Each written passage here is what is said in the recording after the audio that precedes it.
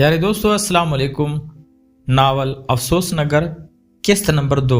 आप ही बताएं कदीर अंकल मैं क्या करूं। मैं पढ़ाई करके भी कारोबार ही देखूंगा तो क्यों ना अभी से। शयान अभी मजीद कुछ कहना चाहता था, जब उसने अरमश को अंदर दाखिल हुए देखा तो खामोश हो गया। अरमश चाय देने के लिए आई थी। उसने शयान को सलाम किया और अब्बा से कुछ और चाहिए ये सवाल करके बाहर चली आई। शयान जो अरमश के आने पर खामोश हुआ था अब तक चुप बैठा था। वो अरमश के जाने को फरामोश कर चुका था। इसके दिमाग से वो लम्हा ठहर गया था। कारोबार में शामिल होने की क्या जल्दी है तुम्हें बेटा? पढ़ाई तो अव्वल नंबर पर है, फिर दीगर काम। कदीर साहब ने शयान को अपनी राय दी। कदीर साहब के समझाने का अंदाज इस कदर प्यारा था कि शयान चाहते हुए भी उनकी बात से इख्तिलाफ ना कर सका। लोग एक ही बात कितने अलग अंदाज और लबो लेजा से कहते हैं। कहा वो प्रोफेसर के तंजिया अंदाज से समझने पे अंदर से कट कर रह जाता था, और यहाँ बस लेजी की मिठास ने मैदान मार लिया था।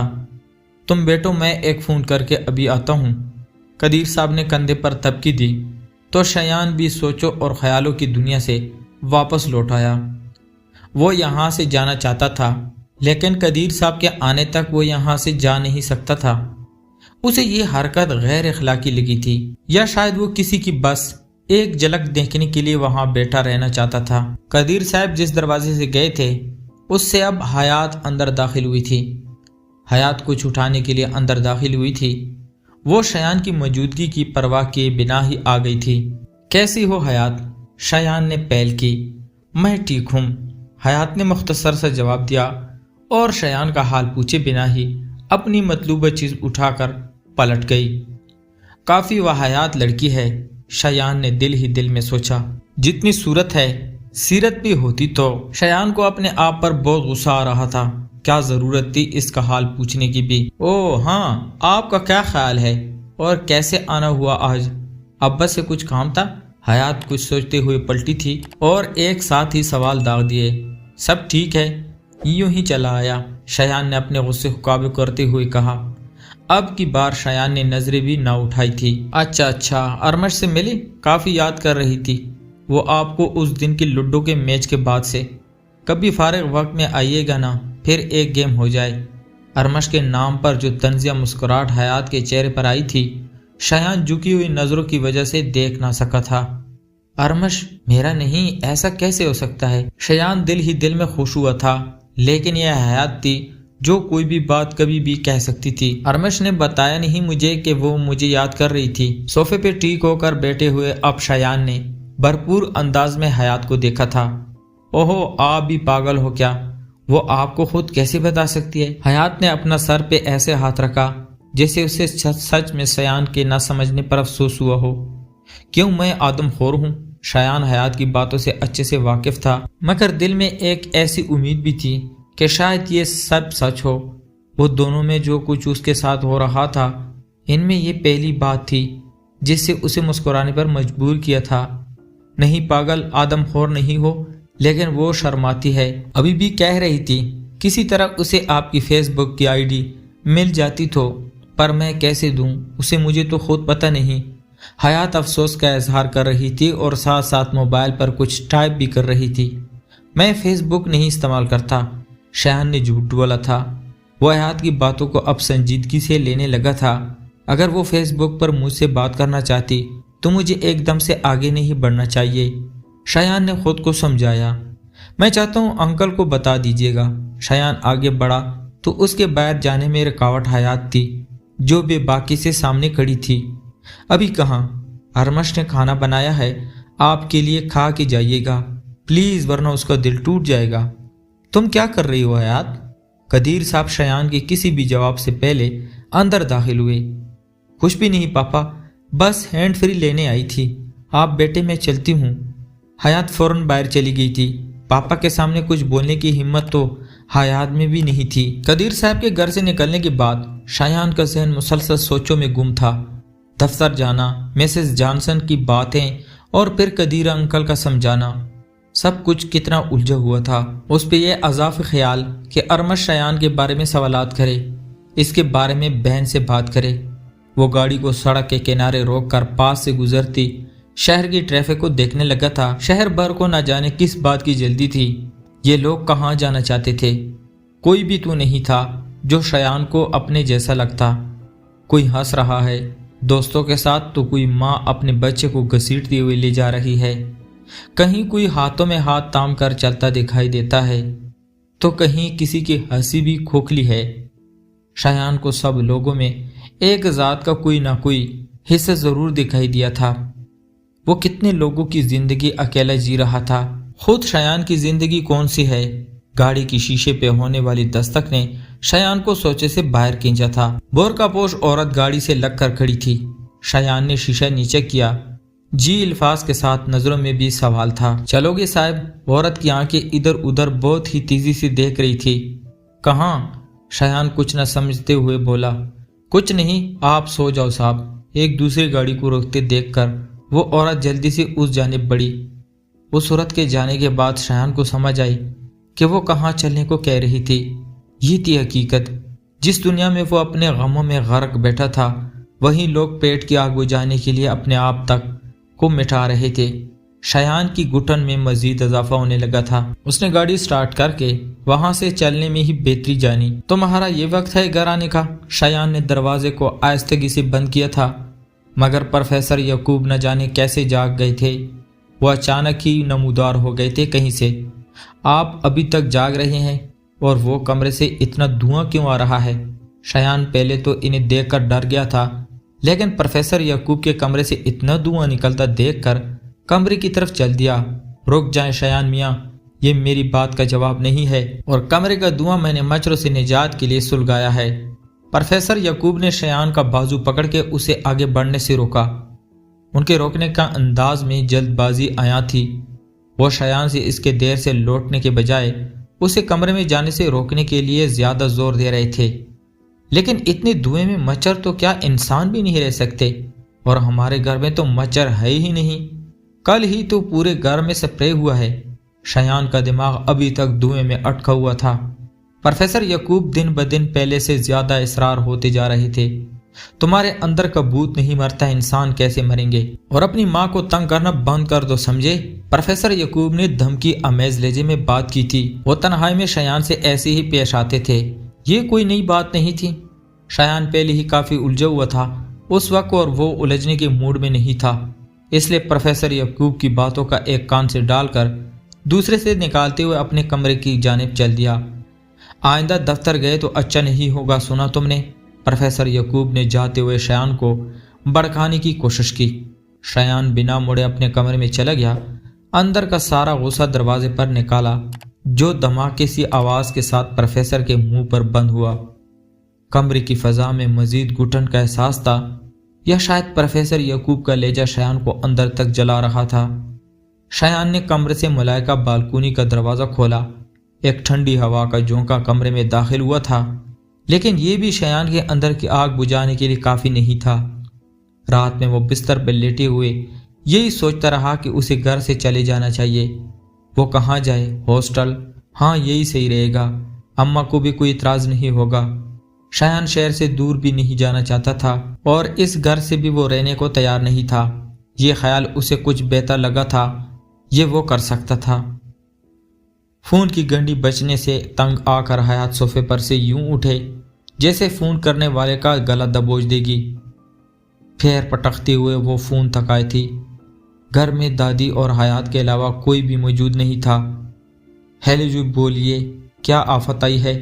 हयात को अपने आराम में खलल पड़ने पर शदीद गुस्सा था, जो शायद बेचारे फोन करने वाले पर उतारना था। अब आफत नहीं, तूफान। आपका तायाजात ज़रियान। कैसी हैं मिस हयात कदीर? ज़यार की खनकती हुई आवाज़ सुनाई दी, जिससे हयात के गुस्से की परवाह तक न की थी। ओ सॉरी, तुम नहीं, आप। वो मैं समझी कोई रॉन्ग नंबर है। ज़रियान का नाम सुनकर हयात बौखला गई थी। तुम?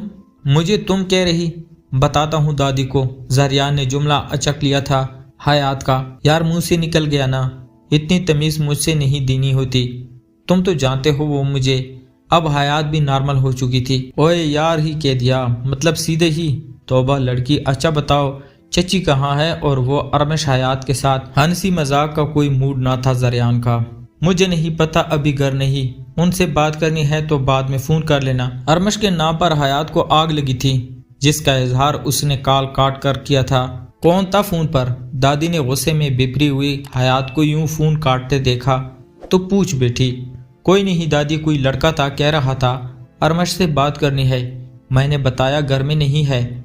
حیات بے نیازی سے جا کر صوفے پہ بیٹھ گئی۔ ہائے اللہ، یہ دن رہنا تھا، یہی سننے کو زندہ ہوں۔ ہائے ہائے، لڑکوں کے فون آئیں گے اب نواب زادی کے لیے۔ دادی جہاں تھی وہیں بیٹھ کر سر پیٹنے لگی۔ عین اسی وقت قدیر صاحب بچوں اور بیوی کے ساتھ واپس آ چکے تھے۔ اماں کیا ہوا، رو کیوں رہی ہیں؟ قدیر صاحب نے اماں کو یوں بین کرتے دیکھا تو بھاگتے ہوئے ماں کے پاس چلے آئے۔ بیٹا، پوتا پوتی اور بہو یوں ایک دم سے اماں جی کی حالت دیکھ کر حیران ہو گئے تھے۔ وہیں حیات بھی بکلا کر رہ گئی تھی۔ دادی نے اس کا غصہ پریشانی میں تبدیل ڈالا تھا۔ یوں تو اپنی لاڈلی سے پوچھ کیا گل کھلا رہی ہے۔ دادی کا غصہ ارمش کو دیکھ کر آسمان کو چھونے لگا تھا۔ دادی، میں نے کیا کر دیا ہے؟ ارمش نے اپنی جانب اٹھتی انگلی کو دیکھا تو گھبرا کر بولی۔ اس کے چہرے پہ ہوائیاں اڑنے لگی تھی۔ زندگی میں قدم قدم پر وہ خود کو بچاتی آئی تھی۔ اس نے کون سا گناہ کر دیا تھا جو دادی اس قدر وویلا کرنے لگی تھی؟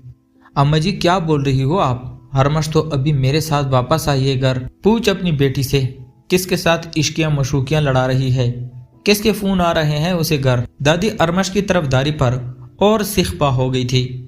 فون؟ ارمش کے کانوں میں دادی کی آواز گونجنے لگی تھی۔ اب تو قدیر صاحب نے بھی بیٹی کی طرف بے یقینی سے دیکھا۔ یہ سب کیا ہے ارمش؟ ابا ایسا کچھ نہیں، آپ تو جانتے ہیں مجھے۔ ارمش رو دینے کو تھی، کچھ آنسو اس کی آنکھوں سے ٹپکنے کو تیار بیٹھے تھے۔ ہاں یہ تو بہت شریف ہے، دیکھ لیا قدیر صاحب، میں نہ کہتی تھی، آج اپنی ماں کے منہ سے سن لیا نا۔ اب کے بار فرحت نے ارمش پہ کیچڑ اچالنے کا موقع ہاتھ سے جانے نہ دیا۔ گھر کا ماحول ایک دم سے آفت زدہ ہونے لگا تھا۔ بس کر دو اماں، ہو جاتا ہے، فون آ جاتے ہیں۔ حیات نے جلدی سے ماں کو ٹھوک کر ارمش کے قریب پہنچ کر اس کے آنسو صاف کیے۔ ابا میں سچ کہہ رہی ہوں، میرا یقین کرے، میں نے ایسا کچھ نہیں کیا۔ ارمش حیات کے ساتھ لگی روئی جا رہی تھی اور ساتھ ساتھ اپنی صفائیاں دے رہی تھی۔ چلی جاؤ ارمش، اس وقت جاؤ یہاں سے، لے جاؤ حیات اس کو۔ قدیر صاحب نے دونوں بیٹیوں کو وہاں سے جانے کا حکم دیا۔ وہ اس وقت اماں اور بیوی دونوں کی باتوں کو سن سن کر اپنے دماغ کو بند ہوتا محسوس کرنے لگے تھے۔ حیات کی سانسیں بھی اٹکی ہوئی تھی، ایسا تو اس نے بھی نہیں سوچا تھا، سو فوراً ارمش کو لے کر کمرے میں چلی گئی۔ حیات کون تھا وہ؟ فون کس نے سنا؟ بتاؤ نا۔ ارمش حیات کا بازو پکڑ کر اس سے پوچھ رہی تھی۔ پتہ نہیں ارمش، میں نہیں جانتی۔ حیات ارمش سے نظریں چرا رہی تھی۔ کس کو پتہ ہے؟ میں نہیں جانتی کسی کو۔ تمہیں معلوم ہے میرا تو فون بھی یوں سامنے رہتا ہے۔ حیات میں ایسی نہیں ہوں، ابا کو بتاؤ نا۔ ارمش بہن کے سامنے بچوں کی طرح رونے لگی۔ اس نے روتے ہوئے حیات کو بازو کی زور سے تھام رکھا تھا۔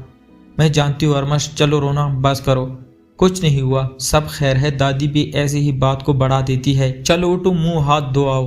حیات کے لیے ارمش کے ساتھ اچھا بیہیو کرنا اب مشکل ہو رہا تھا، اس لیے اس سے جان چھوڑوانا چاہتی۔ دادی کے بارے میں حیات کی بات سن کر ارمش کو کچھ حوصلہ ہوا تھا۔ اس سے ابا کو سب پھر سے بتانا ہے، وہ غلطی بھی نہیں ہے، اس لیے رونا کیسا۔ کالج کی دوستوں کے سامنے ماڈلز کے انداز میں کیٹ واک کرتے ہوئے حیات خوشی سے ہواؤں میں اڑ رہی تھی۔ اس فیشن شو کا آغاز تب ہوا جب سے کلاس کی لڑکیوں کو آڈیشن کے بارے میں اطلاع ملی تھی۔ بس کر دو، اب بیٹھ جاؤ، کل کے لیے بھی کچھ بچا کے رکھ لو، یہ ادائیں یہ ادا کریں۔ نازش نے حیات کو کلائی سے پکڑ کر اپنے پاس بٹھاتے ہوئے کہا۔ دونوں دوستوں کو چھوڑ کر اب ہجوم گھٹنے لگا تھا۔ فکر نہ کرو، اداکاری میں تمہاری دوست سے کوئی نہیں جیت سکتا۔ فخر سے حیات نے اپنے بالوں میں ہاتھ گھمایا اور معنی خیز نظروں سے نازش کی جانب دیکھا۔ نازش نے کچھ نہ سمجھتے ہوئے حیرت سے حیات کو دیکھا۔ وہ حیات کی بات کو سمجھ نہ پائی تھی۔ کیا؟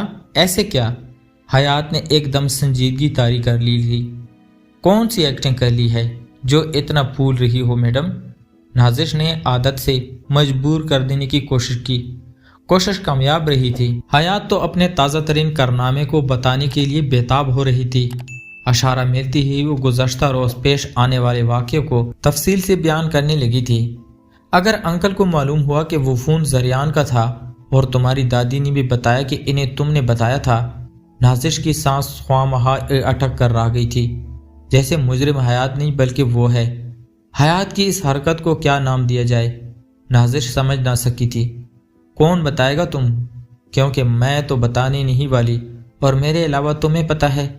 حیات بے فکری سے اپنے فون میں کچھ ٹائپ کرنے میں مصروف تھی۔ میں مگر کیوں؟ اگر دادی نے کہا کہ فون تم نے سنا اور وہ تمہارا کزن بھی تو کال کر سکتا ہے۔